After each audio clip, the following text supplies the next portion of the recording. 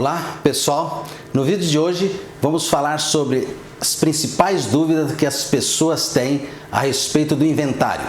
Perguntas relacionadas aos valores que serão pagos, o tempo de duração, se é melhor fazer o inventário judicial ou extrajudicial, a questão das dívidas do falecido e outras perguntas pertinentes ao tema. O objetivo desse vídeo é responder as principais perguntas, já que o tema é extremamente amplo e, particularmente, eu gosto de ensinar e transmitir conhecimento através de perguntas e respostas. Primeiramente, eu quero dizer que o inventário é um processo onde é feito o levantamento ou apuração do patrimônio de todos os bens, também eventuais dívidas deixadas pelo falecido, e ao final do processo o patrimônio apurado é partilhado entre os herdeiros. Em resumo, o inventário é a forma como um herdeiro recebe os bens deixados pelo falecido. Vamos à primeira pergunta. Quem pode abrir o inventário? A preferência é da pessoa que já está na posse, na administração do patrimônio. Normalmente, o cônjuge sobrevivente, o esposo ou a esposa. Também qualquer herdeiro, caçula, filho mais velho, inclusive até um terceiro interessado. Ou seja, uma pessoa que não tem nada a ver com a família pode abrir um inventário. Neste caso, vamos imaginar que os herdeiros não entraram com o processo de inventário. Ninguém procurou advogado. Os bens ainda continuam no nome do falecido e existe um credor. O falecido tinha uma dívida. Nesse caso, o credor pode abrir o inventário, porque é interesse dele em receber. Outra hipótese é quando o falecido deixou um filho incapaz. Nesse caso, o Ministério Público também pode dar entrada no inventário. Existem outras hipóteses das pessoas que podem entrar com o inventário, além dos herdeiros. Elas estão previstas lá nos artigos 615, 616 do Código de Processo Civil. Uma outra pergunta: qual o prazo para dar entrada no inventário?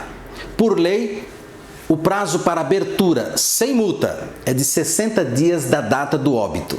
Após esse prazo, o inventário pode ser aberto em qualquer tempo, porém, acrescido de multa. Por exemplo, no estado de São Paulo e o Rio de Janeiro, o inventário ou arrolamento que não foi iniciado dentro do prazo de 60 dias da data do óbito terá o acréscimo de uma multa equivalente a 10% do valor do imposto. Se o atraso exceder a 180 dias, a multa será de 20%. Outra questão: quais são os tipos de inventário? Os herdeiros podem escolher entre o inventário judicial e o extrajudicial.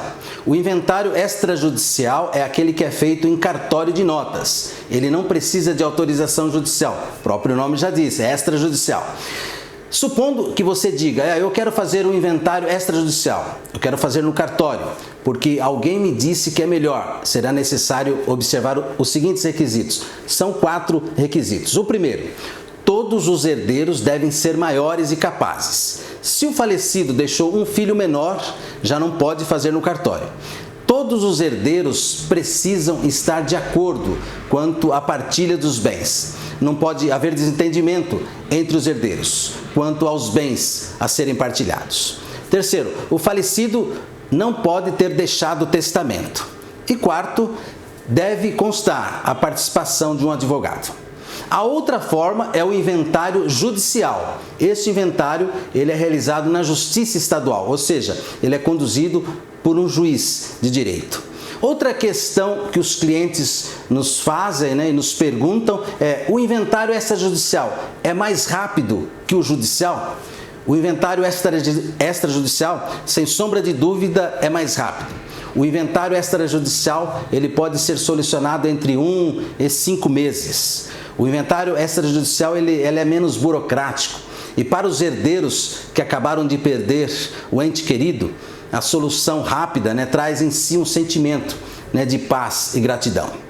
Ao contrário, os inventários judiciais eles podem demorar anos e anos. Se houver brigas entre os herdeiros, às vezes podem demorar 5, 10, 15 anos para o juiz dar uma sentença e expedir o formal de partilha. Outra pergunta que costumeiramente é feita é: o falecido deixou dívidas? os herdeiros, eles são obrigados a pagar? Se o falecido deixou dívidas e o patrimônio deixado por ele for suficiente para quitar todas elas, a herança é usada para cobrir as dívidas e os herdeiros não correm o risco de receberem cobranças em seu nome. Exemplo, o falecido deixou um patrimônio avaliado em R$300 mil e ele tinha uma dívida de R$200 mil. Nesse caso, a dívida é paga ao credor e os herdeiros vão partilhar, dividir o valor de R$100 mil.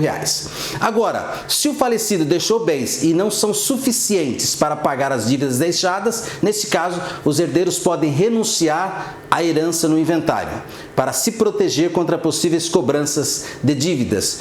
No mesmo exemplo, se a dívida é de R$400 mil e o patrimônio deixado pelo falecido é de R$300 mil, melhor os herdeiros renunciarem. Esses dias atrás, me perguntaram: Marcos, o meu pai ele não deixou nenhum patrimônio, nenhum bem, mas deixou dívidas e eu e meus irmãos somos obrigados a pagar? Não são obrigados a pagar. As dívidas nesse caso foram sepultadas junto com o falecido, a não ser que queiram pagar por uma questão de moral, mas legalmente não são obrigados. Então, para deixar bem claro, o patrimônio adquirido pelo trabalho dos herdeiros não responde pelas dívidas deixadas pelo falecido. O filho trabalhou, construiu um patrimônio, porém, quando seu pai falece sem deixar nenhum bem, mas deixou dívidas, essas dívidas os filhos não respondem, porque as dívidas perseguem os bens deixados pelo falecido. Onde fazer o inventário? Qual local? O inventário extrajudicial ele pode ser feito em qualquer cartório de tabelião de notas do Brasil. Pode ser feito numa pequena cidade do interior, num cartório de uma cidade grande, onde for mais fácil para os herdeiros. No inventário extrajudicial não leva em conta o local onde ficam os bens deixados e nem o endereço onde o falecido residia. As partes podem escolher livremente o tabelião de notas de sua confiança. Já o inventário judicial, ele deve ser feito obrigatoriamente na comarca, na cidade do último domicílio do falecido, que consta lá na certidão de óbito. Outra pergunta importante que nos é feita: qual o tipo de inventário que eu vou gastar menos, judicial ou extrajudicial? Para essa pergunta, vai depender de alguns fatores. Me acompanhe.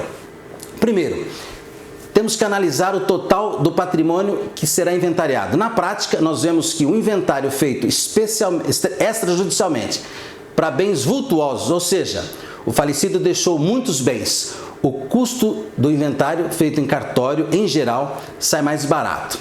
Da mesma forma, um inventário com poucos bens, às vezes apenas um imóvel, ainda com a possibilidade da isenção das custas judiciais, neste caso, em regra, será mais barato para a família o inventário judicial.